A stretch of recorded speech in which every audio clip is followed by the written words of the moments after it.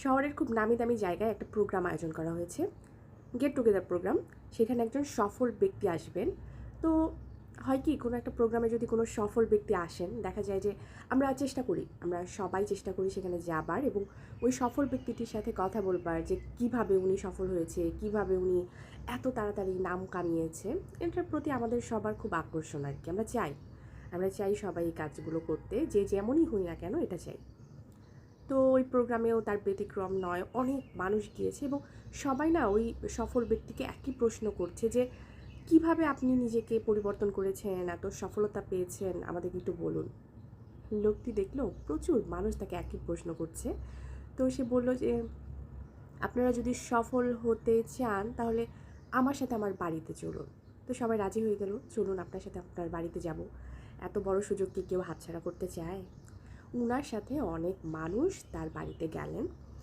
যাওয়ার পর তিনি তার ডাইনিংয়ে বিশাল বড় একটা পাতিলের মধ্যে স্যুপ ঢেলে বললেন তাদেরকে, তোমরা খাও, এবং প্রত্যেককে খাওয়ার জন্য বিশাল বড় চামচ দিলেন।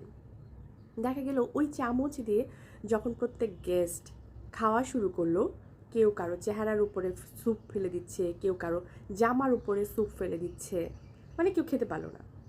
সবাই খুব আশ্চর্য হয়ে সফল ব্যক্তিটির দিকে তাকালেন যে কি একটা অবস্থা। সফল ব্যক্তিটি ওনাদের দেখে হাসলেন।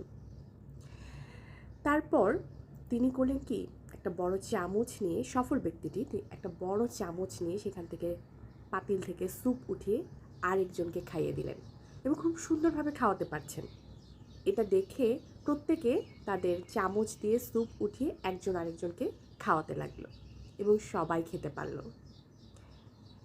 তারপর সবার পেট ভরে গেল।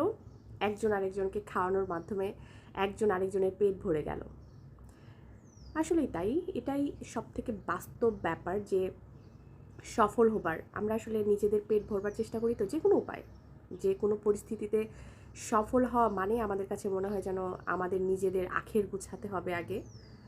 আসলে এটা কখনোই হয় না, কারণ আপনি যে কাজই করেন না কেন, প্রত্যেকটা কাজ মানব জাতিকে নিয়েই তো হয়।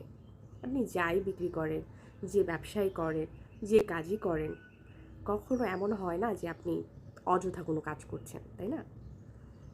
মানুষের কল্যাণের জন্যই কোনো না কোনো কাজের মাধ্যমে নিজেকে সফল করতে চান। সুতরাং কল্যাণ ব্যাপারটা নিশ্চিত করা খুব দরকার। আপনি কোনো কাজের মাধ্যমে অন্যের কল্যাণ নিশ্চিত করতে পারছেন কি না, আপনার সফলতার মেইন চাবিকাঠি হচ্ছে সেটাই।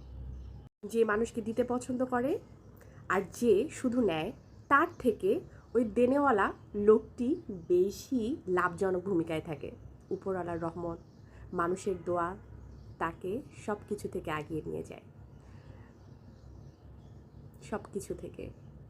এটাই আসলে জীবন, চলবার পথ, সঠিক পথ। ভালো থাকবেন সবাই। আল্লাহ হাফেজ।